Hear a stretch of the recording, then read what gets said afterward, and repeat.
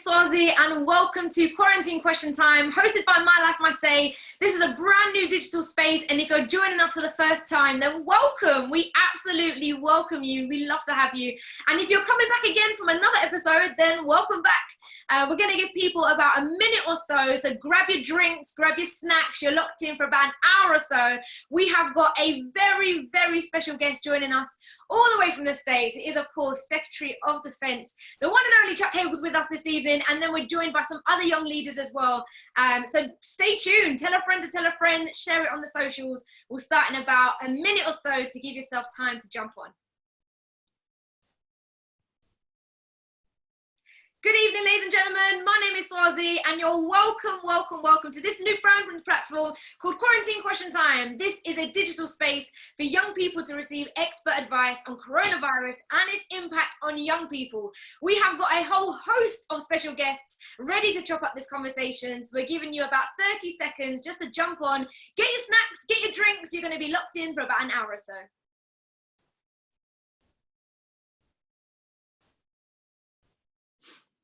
Okie doke, I think we're good to go. Well, good evening. My name is Swazi, and welcome to Quarantine Question Time, hosted by My Life, My Say. This is a brand new digital space for young people to receive expert advice on coronavirus and its impact on young people. For those of you who are joining us for the first time, a fantastic welcome to you guys. We love to have you. And this show takes place every Thursday from 6:30 p.m. Make sure you jump on the socials, follow us at My Life, My Say on Twitter, and be part of the conversation by using the hashtag QuarantineQT. We'll be following this for all live questions and comments, so get typing away. Before we kick off the event today, I would like to invite Mete Koban, MBE, the CEO of My Life, My Say, to just say a few words about today's event. Yeah, thank you, Swazi, and thank you, Secretary Hagel, for joining us all the way from the US. Massive thank you to everyone for joining us and giving us the time for tonight's event. I firstly wanted to introduce what we do at My Life, My Say. We're a charity focused on empowering young people to participate in democracy and to turn up and vote in elections, because we know that unless we're at the voting table, or unless we're voting, we're not going to be at the decision-making table. Since going into lockdown, we felt it was really important that young people's voices were heard, because let's face it, you know, we are going to live with the economic downturn of the coronavirus pandemic. And we already know that the pandemic has already exposed and amplified a lot of inequalities in our society, which disproportionately affects our generation. So it's so important that our voices are heard. I'm really proud as the CEO of My Life, My Say to be, you know, bringing together some of the biggest names in politics to be with you. And since we've launched the Quarantine Question Time series, we've engaged with thousands of young people from around the world. We've had many activists from different parts of the world joining us, telling us about how they can make sure that young people's voices are heard. And today we're joined by a very, very important guest, someone who, you know, Swazi will go on to introduce him, and, you know, he's decorated with success in all fields, in politics, in military, and in business as well. But we're very lucky to be joined by Secretary Hagel. So Secretary Hagel, thank you so much for your time today, and we really look forward to your question and answer session. Thanks so much, Mete. Thank you so much. If you've just joined us, welcome again to Quarantine Question Time. My name is Swazi. This is hosted by My Life, My Say. And as Mete just said, this week we are joined by the one and only, drumroll please, the US former Secretary of Defense, is Chuck Hagel in the house. Hello, sir. How are you? I'm just fine, Swazi. How are you? Yeah, I'm good, thank you. I heard you're drinking tea. I am. To your health. Yeah, I love that. I love that he's tuned in and he's already got his cuppa ready. So let me tell you guys a little bit about this VIP on the call tonight. Secretary Hagel served as the Secretary of Defense during the Obama administration. Prior to his role in the US government, Secretary Hagel served as a United States Senator for Nebraska from 1997 to 2009. He's also a decorated war veteran, serving as an infantry squad leader in the Vietnam War. I mean, your resume goes on and on, Secretary Hagel. Well, thank you. I guess I was just in the right place at the right time. We've got so much to be chopping up this evening. We've got so many questions from young people jumping in as well. And we're going to be joined by you today to, of course, discuss the latest on coronavirus in the USA. You're going to share with us your journey into politics and also provide us some exclusive info about what it looks like to work with President Obama. For you guys who have just joined in as well, you will see a chat box and we want you to type in where you're calling in from. We're international tonight, so type in where you're calling in from. We would love to know where you are. Before we kick things off, we want to start and just let you know some of the ground rules and how all of this operates. So at the bottom of your Zoom screen, at the bottom there, you'll see a couple functions. One of them is called Raise Your Hand. Throughout the event, you'll have the opportunity to make your own comments or ask questions to the panelists. In order to conduct this in a fair way to allow everyone the opportunity to speak, you will need to indicate by clicking the raise your hand function, and then we'll call your name to unmute you and you can go ahead and share your comment or your question. There's also the Q&A function, so if you prefer not to speak, that's absolutely fine. You can type your question through the Q&A function on your screen and we'll pick up those questions to share with our panelists. There's also a live polling feature. We'll be practicing democracy in action by giving you guys the opportunity to vote throughout the event. This will pop up on your screen when I indicate, and all you need to do is vote. So Secretary Hagel, all throughout this kind of series we've been doing, we've been asking one big question to find out where young people are. And the question for tonight, you should see this poll pop up on your screen, guys, is what do you think will be the biggest impact globally as a result of COVID-19? So Secretary Hagel, do you have any of those thoughts? This poll will pop up. Do you have an idea of what you think might be the #1 choice for young people in particular that you think will impact them globally as a result of COVID-19? Well, first, Swazi, thank you again for you and your team for having me. And I appreciate the opportunity to exchange some thoughts with so many young, bright people all around the world. As to your question, every aspect of our lives will now be changed forever. And I mean every aspect. How we work, how we play, national security, trade, environment, commerce, economics, diplomacy. It wasn't just the pandemic itself, the COVID-19 virus. We have been drifting into this kind of a world, and it's historically about right. I think you've got to go back to the world order that we built, the world built after World War II, a liberal world order. We built coalitions of common interests, which had never been there. And those coalitions of common interest were institutions based on common interest of all nations, the United Nations being the first and biggest, but other agencies and institutions also, like General Agreement on Tariffs and Trade, which is now WTO, the World Bank, IMF. And we have, over the last few years, I think, been experiencing a lack of confidence in those institutions by all countries, especially the democracies in the world. Then comes along COVID-19, and it even puts further pressure on institutions of government, especially whether governments are up to handling these big global challenges. Do we need the kind of world order that we've had for the last 70 years? I think COVID-19 has just brought it into a focus, a special light that has been working its way over the last few years into this reality. So you ask the question, how our lives will be changed? Well, they'll be changed, like I said, in every way. You're going to see supply line change, travel, logistics, commerce, nations' positions on diplomacy, security issues, environmental issues, especially environmental issues. One of the things we're realizing more and more is that we all are global citizens.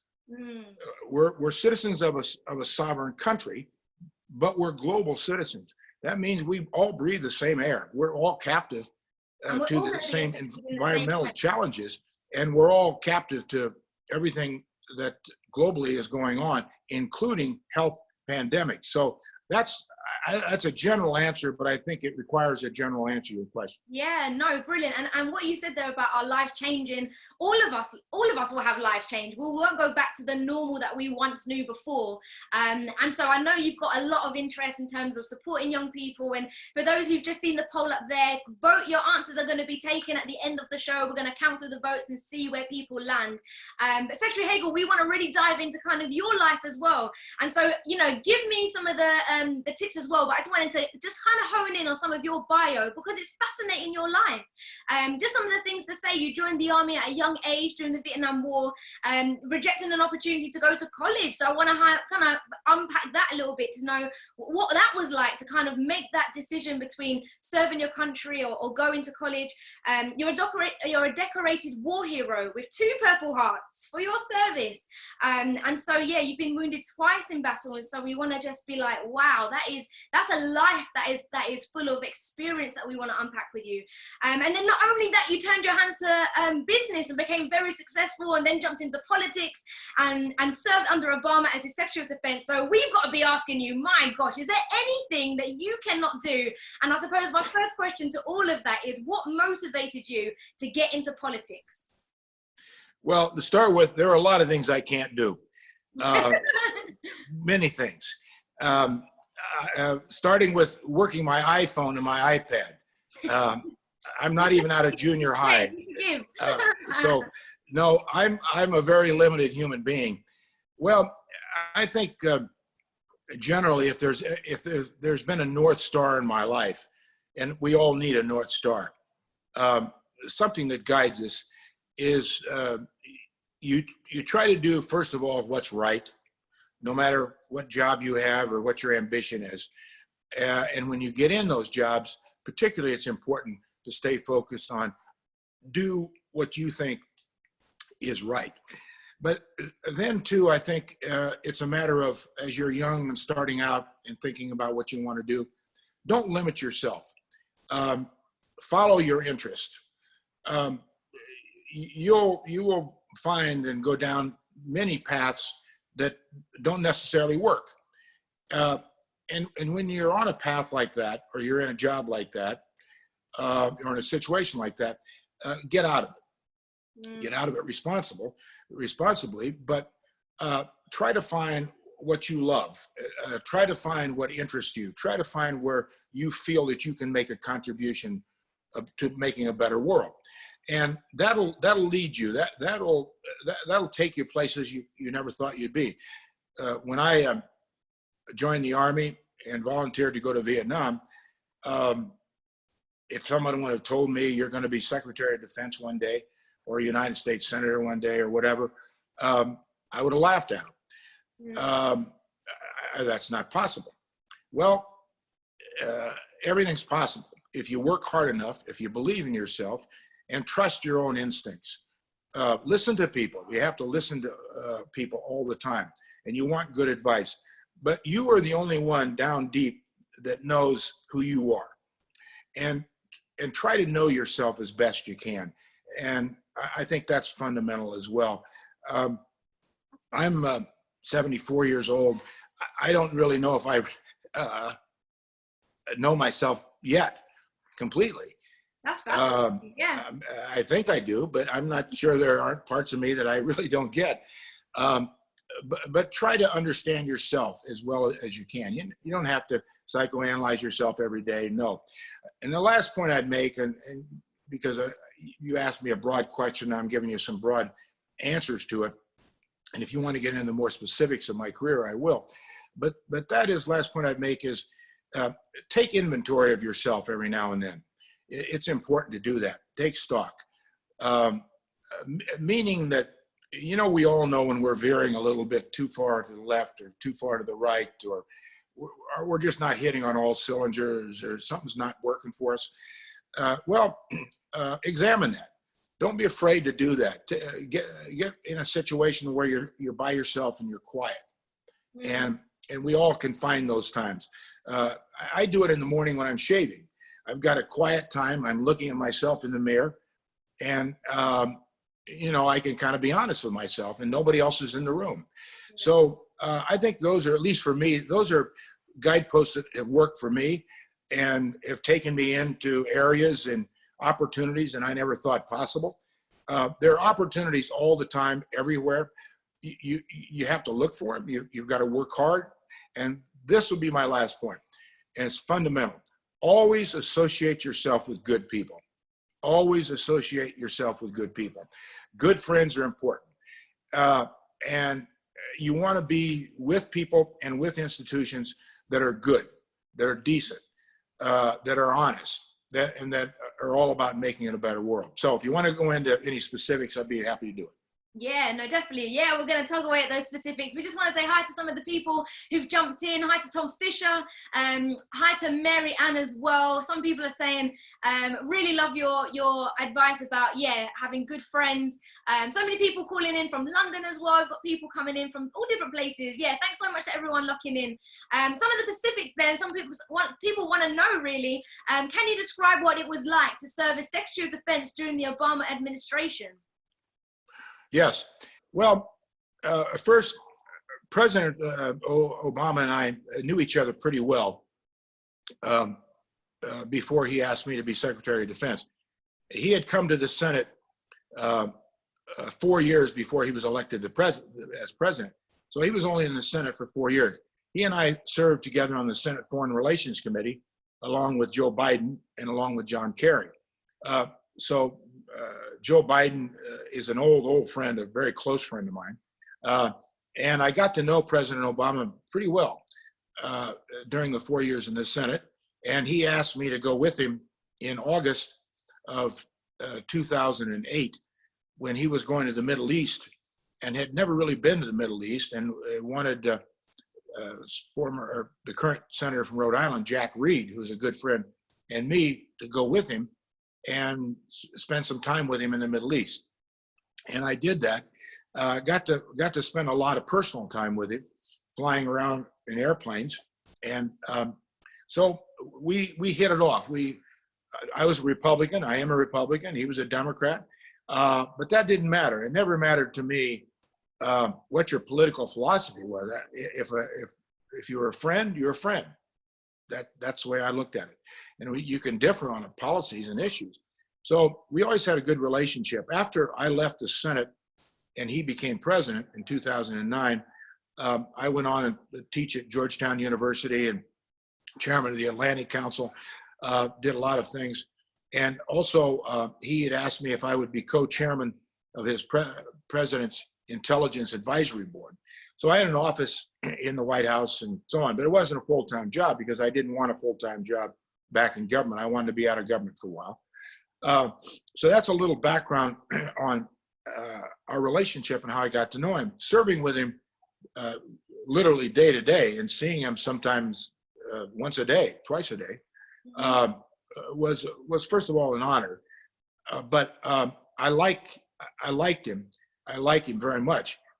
He's a very, very competent person. He's an interesting mix for a politician. He's kind of semi-intellectual, almost like a college professor, which he was, but yet also a practical politician. He's very careful. Yeah. He's very analytic. He asks a lot of tough questions.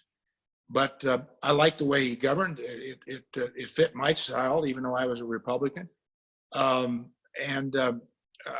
I learned a lot from him. I think, no one ever really is totally qualified to be president of the United States. I mean, no one's done it before. So when you're running for that job, you don't really know what to expect. That's why I always have judged candidates for any office, but especially for president, based first on character and integrity and courage and judgment. Everything else is important, but those four are indispensable requisites. And he had all those. We didn't agree all the time, by the way. We disagreed on some issues. But he always gave you a fair hearing and let you explain why you took the position you did. So I think I might add one other thing before I conclude. I think he was always aware of, he was the first African-American president of the United States. And I think he was always aware that he would be judged, not just on how well he did as president, but as an African-American president. And I think he understood that the future of African-American candidates and presidents, possible presidents, were really, would be riding on his shoulders. And if he really screwed up and he made some big mistakes, he would hurt the chances for African Americans down the road. And I mean, he never said that, but I sensed that because he was that kind of a responsible person. He is that kind of a responsible person. So he had an additional burden on him, not just being president, but also representing an entire, that's right, African American community. And so to prove that he could do a job, and he did it very well. He did it for 8 years. No basic scandal in his administration, and I think he'll be a president that historians will reflect on very well. And I think he was a president that Americans and the world could be proud of. Yeah, you make such a good point about the two words there, character and integrity. I think will always come to mind whenever anyone really thinks about Obama. And I have to take this opportunity to really ask you, given that you've mentioned your age, we didn't mention your age, but you have lived a very long and fascinating life. And I would love to know, just looking back over your journey, and given that you've lived through the civil rights movement, I don't know, like your memories of like the MLKs or the Malcolm X's or the Rosa Parks and all of those big names that we know, especially over on this side of the world that we know and we look up to. I just wondered, looking back over your journey, is there anything during those movements or during those people's times that you think, wow, that is a lesson well learned, and that is something that will never go out of fashion? Is there anything perhaps that you would draw back from the past to use now in the present? Well, it's a good question. Malcolm X, for example, was from Omaha, Nebraska. And I didn't know him, but if you isolate on the year 1968, I was in Vietnam all of 1968. It was the worst year for America in Vietnam, the Vietnam War. In 1968, we sent home more than 16,000 dead Americans in 1 year. I mean, that is today almost unfathomable. No country would allow that. That was the same year that Robert Kennedy was assassinated, Martin Luther King was assassinated, cities were burned, riots in the cities, racial problems everywhere. It was a terrible, terrible year for America. But because you had the courage of those civil rights leaders, like King, Malcolm X, you mentioned Rosa Parks, who was one of the great, great heroines of it all. They changed the world. They changed certainly the United States. And I think it reflected on one of the things that I've always believed about America. We're totally imperfect. We make mistakes every day. We're not God's chosen few. Maybe we'll find that out one day. I'm in no hurry. But we're like any other people in the world, that our system allows us, and I think most democracies are this way, to self-correct. I mean, we have 27 amendments to our Constitution. The reason we do is because we didn't get it all right at the beginning in 1776. In America, unless you were a white, male landowner, you didn't have the rights that were inscribed in the preamble of the Constitution.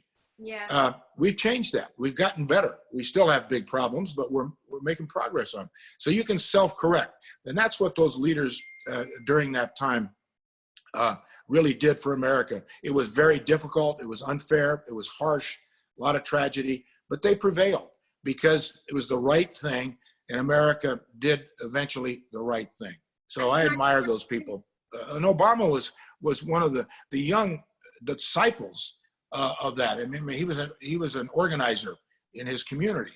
after he graduated and so on. I just wanted to bring in Sophie to the conversation as well. What you're talking about in terms of self-correcting and seeing things or seeing another blind spot and then jumping in and trying to make the difference there. There are so many young people who are up to the task and up to doing that. And I think Sophie wants to jump in the conversation and just ask a question. Sophie, are you with us? Hello. Hi, Sophie. Hi. How are you? Hi, I'm good, thank you. How are you? Yeah, good, thanks. What's your question, sis?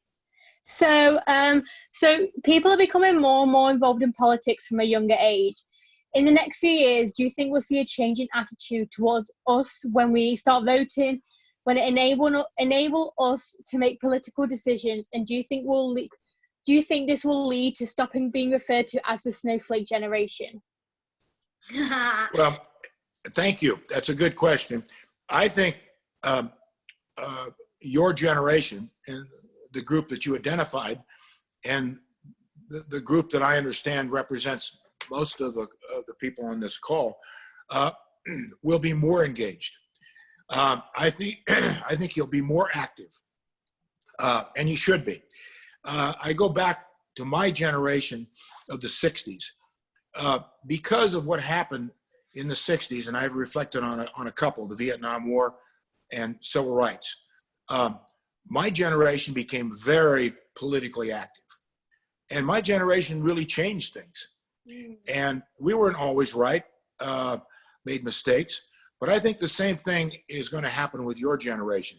I said at the top of the show here that the last few years, I think democracies, all nations, certainly the United States, has been questioning the things that they're inheriting, the institutions, the way we've done things. Can we do them better? Should we do them better? That's good. That's healthy. And we have a system that allows that. And I think we are at that point in the history of the world and in the United States where it'll be your generation that will propel a new kind of world, a better kind of world. You'll build on what's gone before, just like my generation did. And you'll take what was good about that, because my generation and past generations did a lot of good. Yeah. But you'll make it better. I really believe that. Thank you, Sophie. And thank you, Secretary Hagel, as well for your answer. Thank you, Sophie, for joining in the conversation. Just off the back of that as well, someone wants to know this answer to this question. In the 2006 US presidential election, the voter turnout of young people was reported to be as low as 19% in some states. What do you think is needed to spark more youth engagement in politics? Well, those numbers are correct. I think, by the way, in this election, you're going to find a significant increase for all the reasons, and the reasons we've been discussing, some of them. Yeah. The state of the world today, the state of the economy, the state of how we're doing. And I think young people will respond to that, and I hope they do. What it takes is the enthusiasm and the interest and the courage that comes with young people. Young people have that inherently. That doesn't mean they necessarily will use it. And it doesn't mean that they necessarily use it for the right reasons. But when you're your age, you've got that. I mean, you are an embodiment of enthusiasm and questions and interest and energy. And that's a precious, precious thing. That commodity is precious. And intellectually, you're probably better off than any generation in the world. You're better educated, you know more, you understand more. Because of technology, obviously, it's connected us all in the world, just like this technology that we're using here. So you're better equipped to make changes and to adjust and to adapt than any generation. But so was my generation versus the World War II generation, and the World War II generation versus the World War I generation. That's the way life works. Doesn't mean you'll be smart or you'll do it right, but I think you will. And where you started in democracy is at the ballot box, is getting engaged. Yeah. It's the responsibility of citizens in a democracy. How good a democracy, how good a country, how good a world you want, that's up to you, each citizen. You don't all need to run for office and be actively engaged every day in politics, but you need to be aware. You need to be smart. You need to ask tough questions, and you need to contribute too. You need to make your own community better as well as your country. All those things, I think, are going to be brought forward by your generation. Yeah, and I think everything there is about responsibility, isn't it? And a lot of young people today do feel that weight of responsibility. The last few questions, because I'm conscious of time, a couple of last questions. During your service as Secretary of Defense, your team handled the Ebola epidemic. How did your team mobilize in response? Because given what we're seeing today, how did you and the team kind of get that response together and be unified? And perhaps even a bigger question there is, what can the Trump administration learn from the way you and your team handled the response to the Ebola epidemic? It's a good question. Yes, many of you will remember in summer of 2014, the Ebola epidemic surged through 5 countries in Western Africa. And the White House got immediately involved in it because they were friends, they were partners, they were allies, those countries. But also, the Obama administration recognized the threat that the Ebola crisis presented to the world, to the rest of the world. It could get out of hand. And so we, the entire government, Obama administration, got involved. The reason that we came into it, Department of Defense, is because, first, Department of Defense is by far the largest department in the federal government. We have resources that no other department has. Mm-hmm. Yes, we're about the defense of our country. We're about security, but Defense Department is about a lot more than that. We had doctors, we had nurses, we had capability, we had money, we had transport, we had logistics. We could go in and build hospitals and dispensaries and do it very quickly. We could bring in equipment with our resources, fly them in with our planes, build runways to get the planes in. So we could move faster than anybody. We did that in coordination with our other agencies and departments in the federal government, the Health and Human Services, obviously CDC, infectious disease centers, all were part of it. But I spent a lot of my time, personal time as Secretary of Defense on this. I was at the White House in the Situation Room many times with the president and the heads of all these different agencies and departments going through this. So you fast forward today, COVID-19 virus hits this country, Yeah. As well as the rest of the world. Yes, the military is involved. I mean, you probably have seen pictures, TV, capsules of the National Guard, Army National Guard, for example, in New York. The Army building out temporary hospitals in coliseums, Yeah. in different buildings in different cities, flying equipment in and out of the United States, and flying equipment out of the United States to help other countries and use where we have bases. So the military has been very critical over the years, especially during Ebola, even though it was not concentrated in the United States, but it's also been very important here in the United States. Yeah. Thank you. Thank you so much. I suppose my last question, really be on the back of that, I suppose, would you give any piece of advice to President Trump during this pandemic? Well, the advice that I would give the president would start with his own conduct. The office of the presidency of the United States is obviously the highest office in the land. Only the president, that office is voted on by all Americans. There's only one office that all Americans vote for. That's the office. How you conduct yourself in that office is really key. Do you respect the office? Do you respect the position? Do you respect your constituents? Do you respect your country? And do you respect other countries? We should always respect other countries and their way of life. We have differences on policy with China or other countries, especially authoritarian dictators. Yes, but the people, you respect the people. You respect all people. And my first piece of advice, President Trump, is conduct yourself in a way where American can be proud of your conduct. And quite frankly, I don't think he's done that for a lot of reasons. Then the more he walks away from that responsibility of how he handles the job with dignity and respect, the less people are going to trust him and won't believe him. And if there is a fundamental breakdown in trust in any institution and any leader, we got a big problem. You can't fix that. You cannot fix that. Second, I would say reach out to all the leaders of the world. And this is, COVID-19 is a global pandemic. You should be the unifying leader of the world to bring everybody together, to work together on trying to resolve this issue and find the vaccines and find the antidotes and work together. Not blame everybody else, not blame other countries, but work together. He should do the same as a national leader of our sovereign nation, working with the Congress, working with the people, working with everybody. Don't blame people. Don't hold assets out unless they agree with you. Those are all fundamentals in leadership. Accountability, transparency, two essential ingredients of leadership. And you've got to bring all that together. This is now a special time for leaders, special leaders.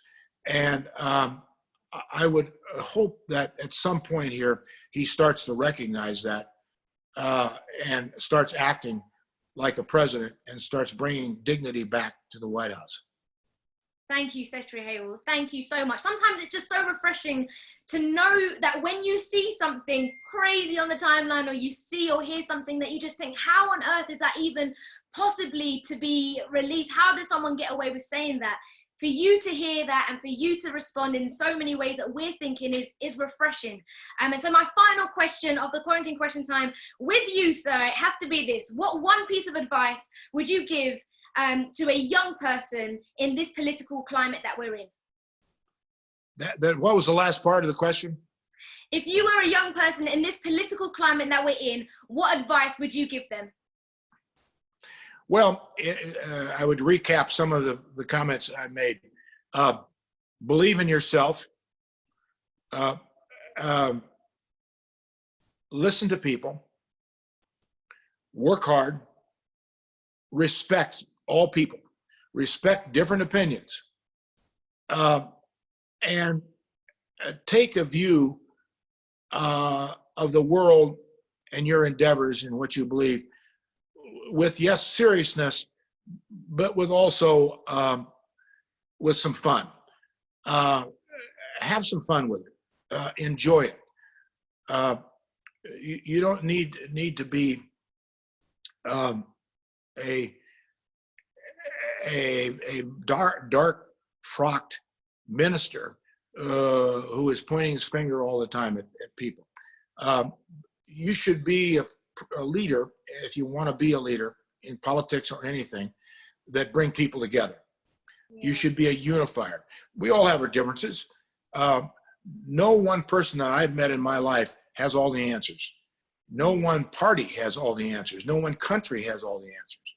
Everybody makes mistakes, but we are far better when we listen to each other, share the good ideas, and work together. That's the only way a democracy can work. The only alternative is authoritarianism, dictatorship. So I would say to those young people who are interested in politics and want to do something for the world, and I will end this way as to your question on advice. I am often asked, have been asked for many, many years by young people who want to run for office and come and ask, what should I do? What do you think? And I say to them two things. Only you can figure this out. You listen to everybody, listen to your mother, your father, everybody you want to listen to, but only you can figure it out. Then the second question, and maybe the most important, is a question that only you can answer. Why do you want to do this? And if the answer is not to make a better world, then don't do it. Great question. It should always be to make a better world, whether it's a better education system, whether it's a better transportation system, whether it's a better country, whatever it is. But you should apply all that to everything you do. Whether you're a teacher, business, how do you make it better? And how do you make people's lives better? And it's actually pretty simple. And it goes back to what I started with, having a compass, having a North Star, know what governs you. And I don't know, that's the way I did it. I made a lot of mistakes. I was lucky. I was very lucky because I had a lot of good people help me. I associated with good people. And so I worked hard. I got some breaks, but I just kept pushing. I mean, I had times when, gives you this one moment in my life that it wasn't all that glorious. I was nominated by President Reagan to be the first deputy secretary of the Veterans Administration. I was the youngest person to ever do that. I think I was 34 years old. I mean, that's pretty young to be the number 2 person in the Veterans Administration, which is the second largest department in the federal government. I resigned that job after less than a year because I disagreed with President Reagan and the secretary on they wanted to defund Agent Orange programs. And I said, that's wrong. They wanted to shut down Vietnam veteran centers around the world. I said, that's wrong. So I offered my resignation, knowing full well that I'd probably had devastated any political future I had in Washington. And I was told that. And I started looking for another job. I couldn't get people to answer my phone calls. Friends of mine said, Chuck, you've got to be honest with yourself. You're not going to get another job. Nobody's going to hire you. And I said, well, we'll see. And I went months and months looking for a job and I didn't get even a call back. So after a few months, 2 friends of mine who had been in the cable television business came to me and said, Chuck, would you be interested in being a partner in a new venture called cellular telephones? Well, at that point, in 1982, late 82, nobody knew what cellular telephones, wireless telephony was. I mean, which is now what we're doing. We have today, isn't it? Yeah. It's what we have today. And so I was lucky because that break came. I read everything I could read about that business. I went up to New York to talk to friends of mine on Wall Street who knew about the business. And so I agreed. I didn't have any money. I didn't have any job. So I needed to invest some money to be a partner. And so I sold a car I had, and I sold 2 life insurance policies I had, and I came up with $5,000, and I invested that with my partners. They made me president of the company, Collins, Hagel, and Clark, and gave me the most equity in it. And then the rest of the story, I think everybody knows. Well, you see, that's a very good story, not because it's me, but how things happen. Somebody once told me, and you've all heard this, when one door closes, another door opens. And that's right. Yeah. Oh, we could talk for hours, honestly, your stories, we could just have so many of them. But I particularly love what you said about having a North Star and asking yourself, how am I going to make the difference with whatever it is I'm passionate about?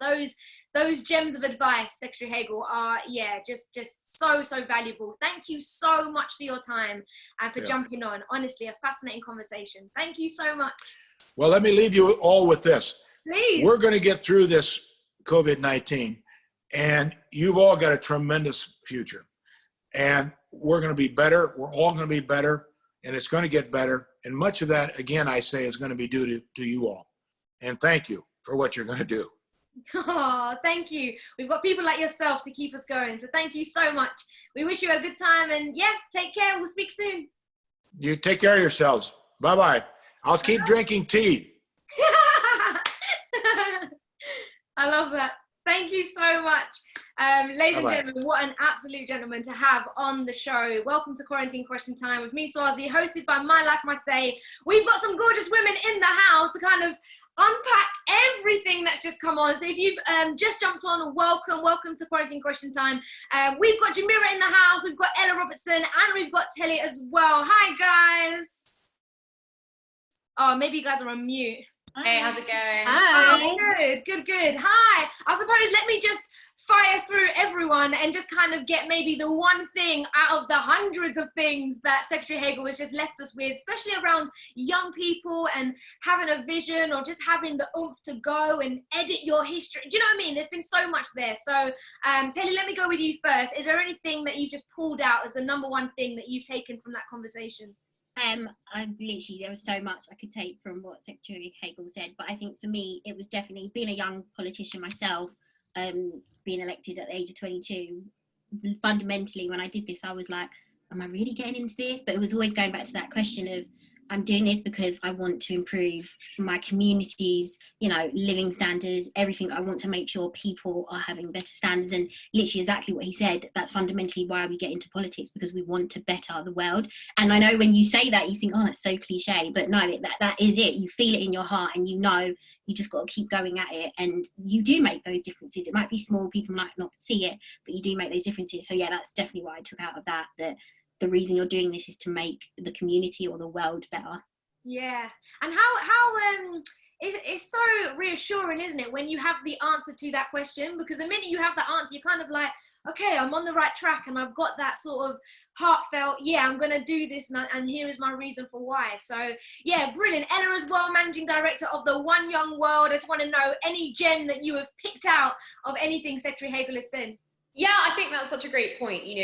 There was a lady who came and spoke at a One Young World about one time, who was the leader of the Green Party in Australia. And she said, do not go into politics because you want to be a politician. That is a terrible reason to go into politics. Go into it because you want to change something. But I also think the points he made about bipartisanship are so important. Like, we've really lost that in every country at the moment. Like, the center has really collapsed. And I think, whether in this country, people just don't feel that they're able to actively appear in campaigns or do work that is cross-party at the moment. They feel they have to just be so tribal, and it's really damaging. Like, if you've got skills, even if you don't agree with someone on everything, you could be working to make a difference. And I think it's a real tragedy that so many young people are growing up in a world where they only see political parties who just are constantly warring with each other. And he is like really the ultimate bipartisan politician. So, so much to learn from that, and kind of harkens back to, in some ways, better days than we've known in recent times. Yeah, most definitely, honestly.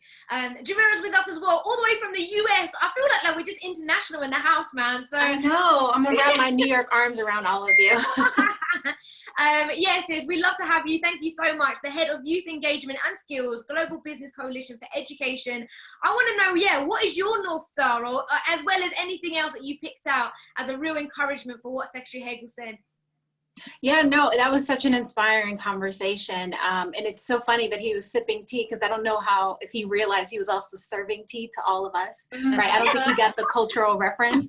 But it was so inspiring, because when you talked with him about the trajectory of his life, right? About how to lead with purpose in almost every aspect of your life, from the earliest job you have all the way up to being appointed by the president to a very senior level position.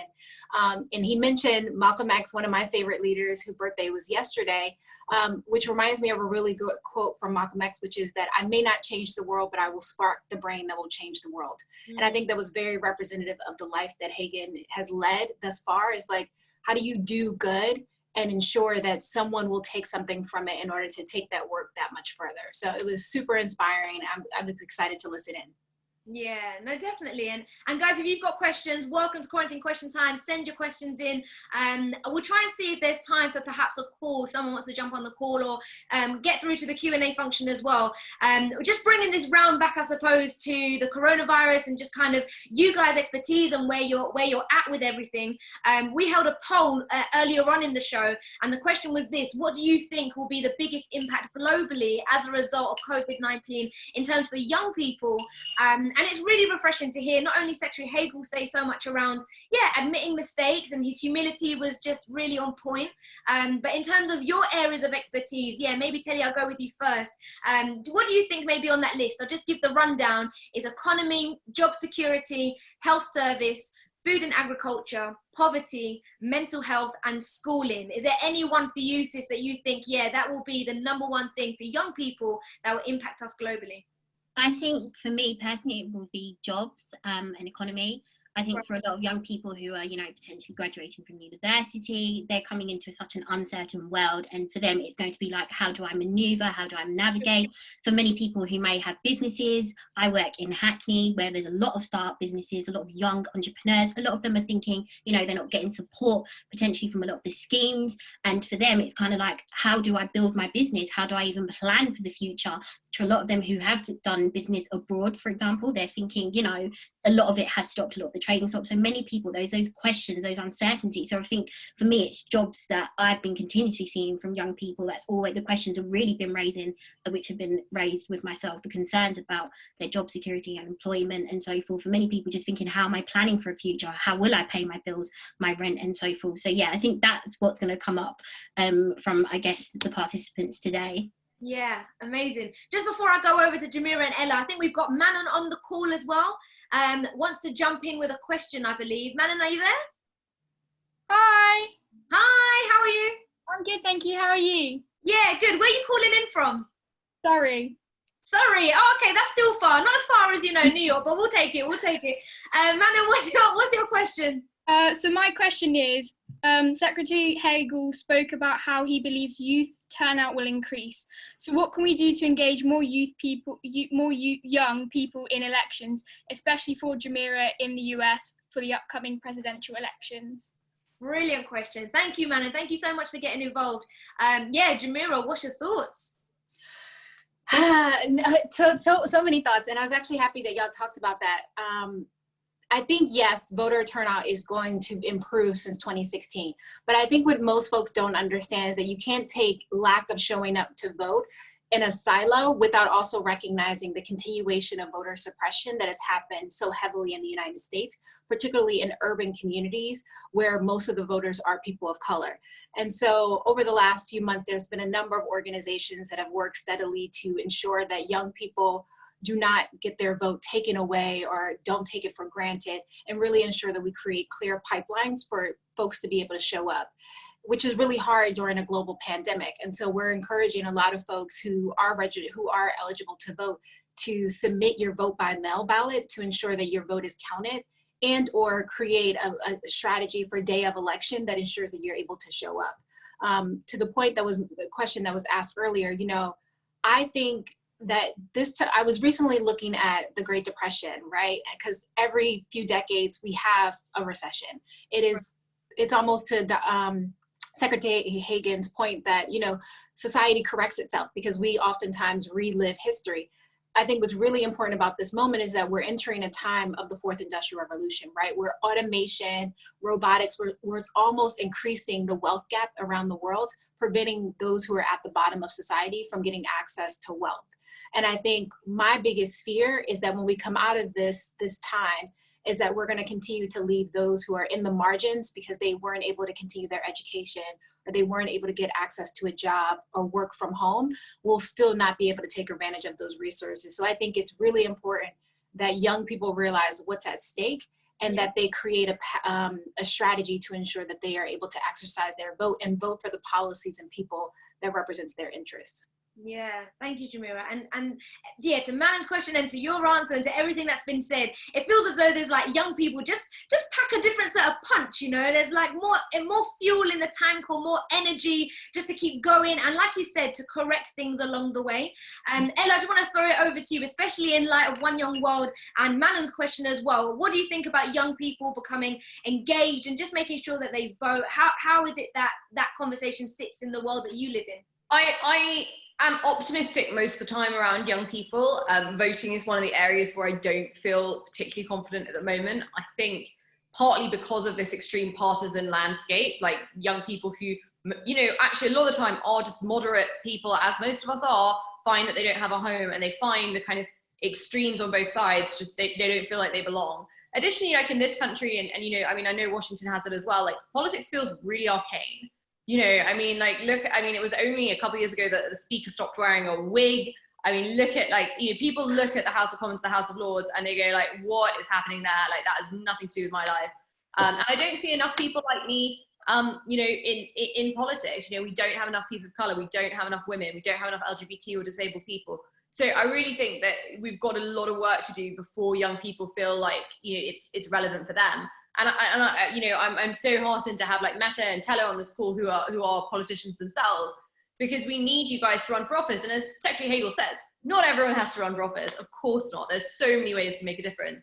But you know, if it's ever occurred to you to do it, you should give it a go, because we really do need. I'm not saying every politician should be young. You know, we should have diversity in age as well. But we need young people to run for office, and we need people to take up that mantle and tackle those challenges with the energy that Swazi mentions. You know, this is not something that we can wait to solve. Things like climate change, things like racial inequality, you know, they can't wait. People are dying today. And if we don't really take up that mantle ourselves, you know, we're just going to wait around and watch more and more mistakes being made. So I really, really hope that people are inspired by Secretary Hagel and his really early start in politics and his life of service, and go away and think about it and decide they want to step up themselves.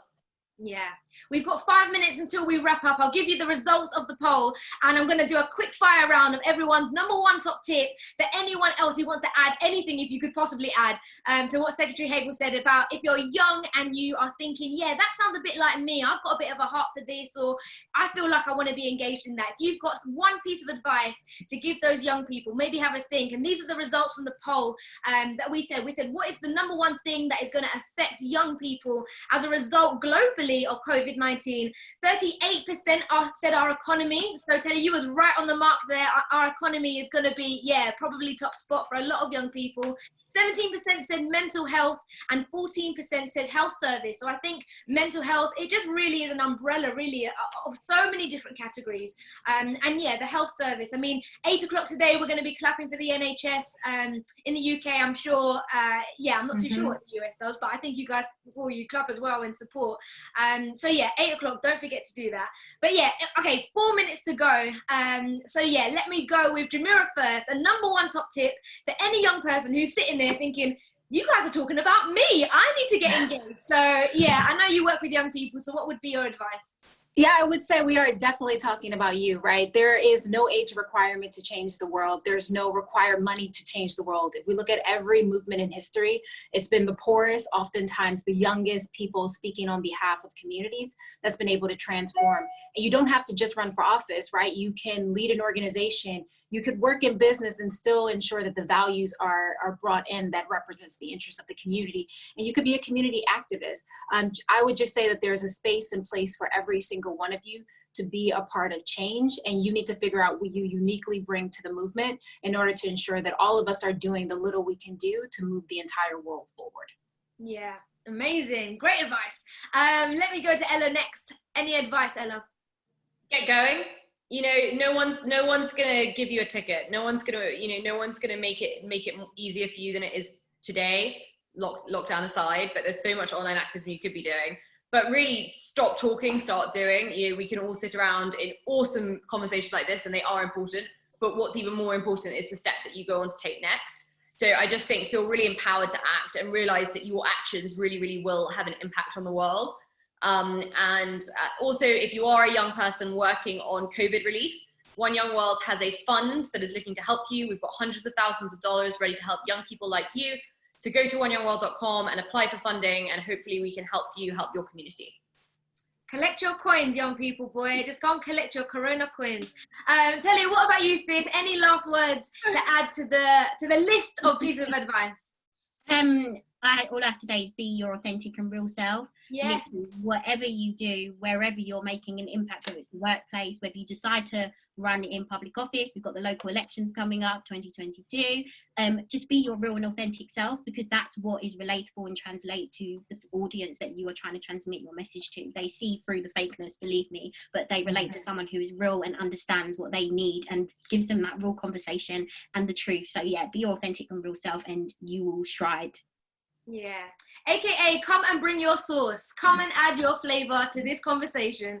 Guys, thank you so much. If you have locked in this evening, there's been comments there about my enthusiasm, because if this stuff doesn't get you going, and if this advice is just about, gonna not change anything, it's true that you do have a platform and you have a voice that you can share.